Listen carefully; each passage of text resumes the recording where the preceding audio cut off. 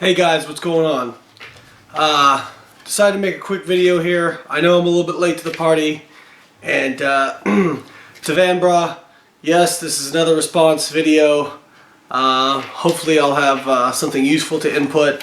This is a response video to the Quest Nutrition video talking about how not all calories are created equal with Jonathan Bailor. And I know the video has since been taken down. I know I'm Johnny come lately, all that kind of stuff. But I still wanted to give my input. I had a lot of people asking me about it, what I thought of it. I think you guys probably already kind of know my general thoughts, but for those that don't, I'm going to give them. Now, I got a lot of people asking because a lot of people know I'm kind of affiliated with Quest. They sponsor our radio show that's going to be coming out, Physique Science, be out soon, hopefully. Just working some things out there. So they've sponsored my podcast in the past. So obviously people wanted to know my input, and actually Quest contacted me and they wanted to know my input.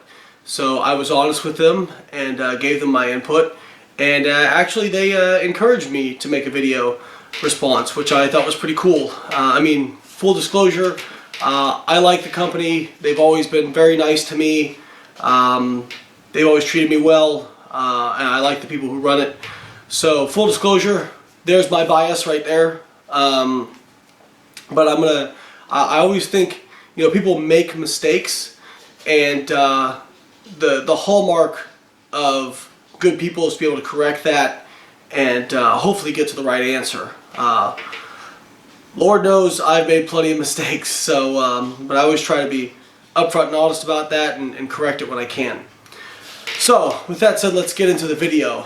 Basically the premise of the video is that not all calories are created equal, and that, you know, what you eat really is the video makes it out to, it doesn't specifically come out and say this, but the video makes it out that the types of food you consume are far more important than the amounts of food that you consume.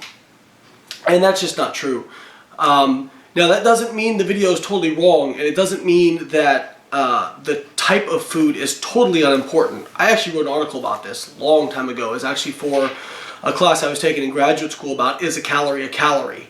And the fact of the matter is, no, that's not the case. Our research and my PhD thesis, we actually showed differences in body composition simply by changing the protein source of that subjects were eating, and we were able to change body composition, and there was differences in body weights and those sorts of things. So a calorie is not a calorie, but that doesn't mean that the quality is more important than the quantity. Okay.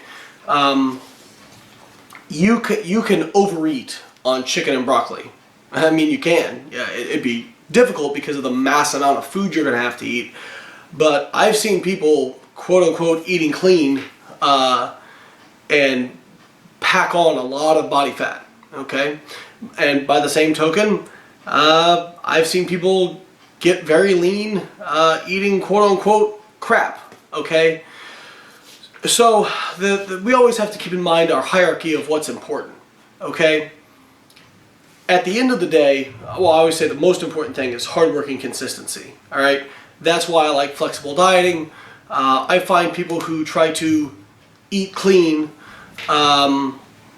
typically cannot sustain that. Sure, they can sustain it for 12 weeks, 16 weeks, whatever the prep they're doing or whatnot, but eventually when they break, and everybody has a breaking point, nobody has infinite willpower, they tend to pack it on because they tend to go binge eat. And so I kind of looked at flexible dieting as something I got into almost by default, because I used to tell people, hey, eat these foods, not these foods, and I just found that nobody could stick to that. Maybe there's somebody out there who does, who never eats, never cheats on their diet, never eats a bad food, or goes off and binges, and if you do, more power to you.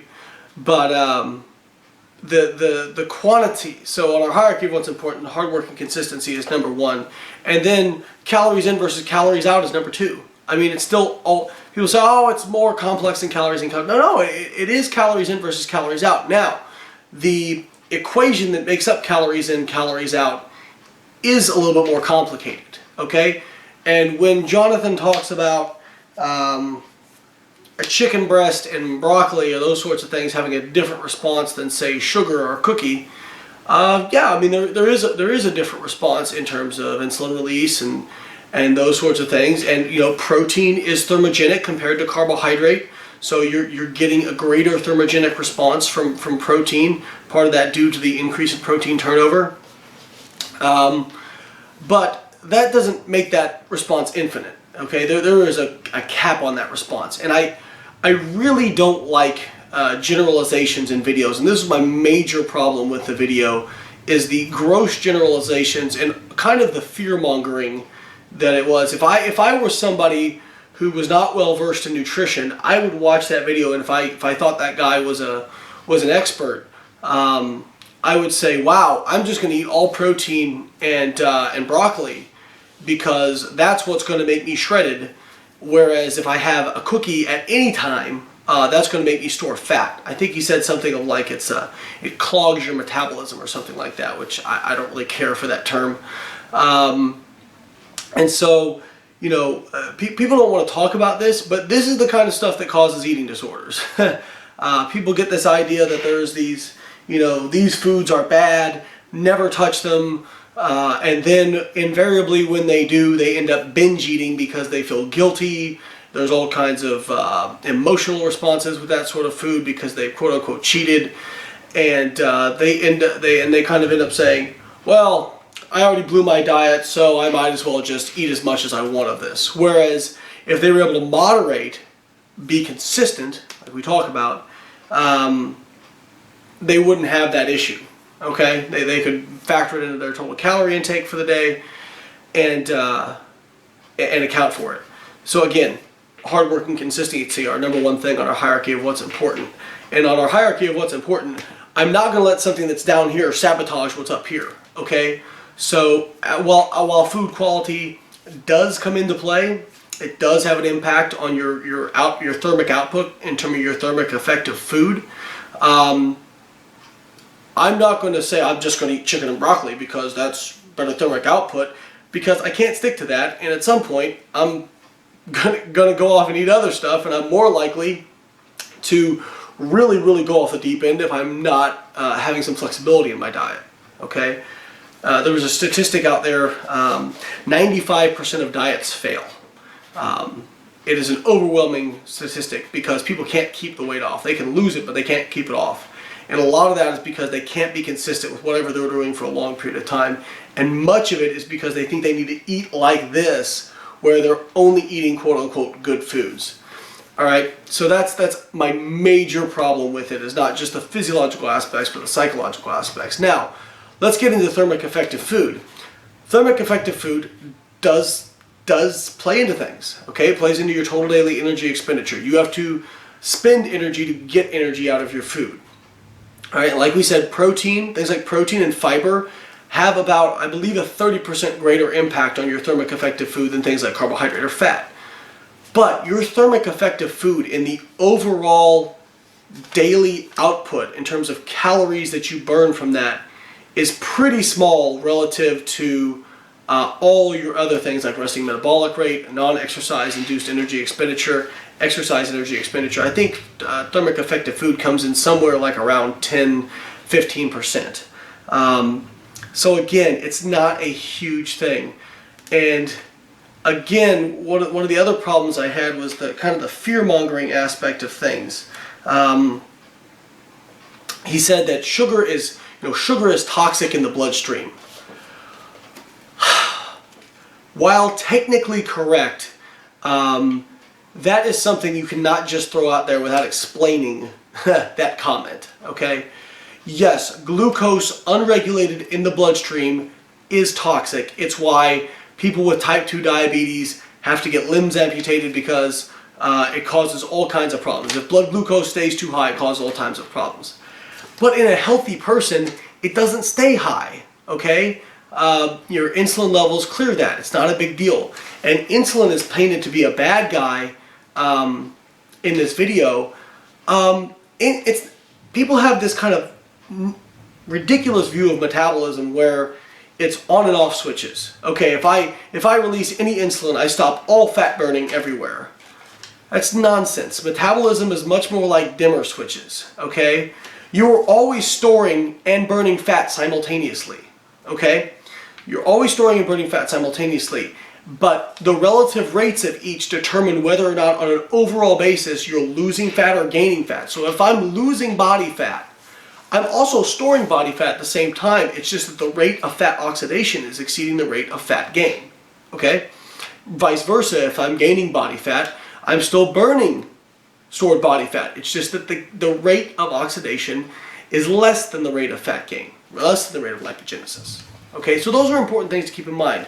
It's not just like you eat a third of a cookie and all of a sudden the body goes, okay, we just released some insulin, everybody stop, everything, everywhere, we're storing everything. That's not how it works, okay? And in a healthy person, you're not going to have blood glucose toxicity. All right, so while technically correct, you really can't say something like that without expanding on that comment. I thought that was honestly kind of irresponsible of him to make that comment, because now you're going to have people saying, oh my God, I can't have fruit because it has sugar and sugar is toxic. Again, and on the sugar note, this is my opinion based on the data I've seen, but most of the problems with a high sugar intake are more so due to low fiber, okay? If you look at people who have high sugar diets, they typically have low fiber. But what do you not find any of those problems with? People who eat higher levels of fruit, okay? People who eat more fruit tend to be leaner and healthier, okay? That's what the research shows. Well, fruit also has fiber associated with that sugar, okay? So you're not just getting that sugar by itself, you're getting it with fiber. Fiber and protein significantly blunt the GI response. Okay, so they talked a lot about, I think he talked about GI response in this video. You have to understand how the glycemic index is measured, all right? The glycemic index is a measure of the glucose, the kind of the blood glucose response, the curve, the appearance of blood glucose in the bloodstream and how long it takes to clear, okay? And based on that area under the curve, they come up with a score for it. And pure glucose is 100 as a standard. Well, the way they measure that is they give 50, I believe it's 50 grams of that carbohydrate source by itself fasted. First off, most people aren't fasted 24/7 and then eat something, unless you're doing intermittent fasting, I suppose. Secondly, very few people eat carbohydrate sources by themselves, and what you find is when you combine it with protein, with fat, with fiber in a mixed meal, that glycemic index is almost completely blunted out. If you eat just quite a bit of sugar but with significant fiber and protein, your response is not going to be that much different than if you ate, say, a bowl of oatmeal, okay? It's just not that much different. In terms of a complete meal, the glycemic index just is of pretty limited importance. Now, if you're talking individual carbohydrate sources by themselves, yes, it may make a difference. But if you're talking about in context of a mixed meal, it just does not make that much of a difference.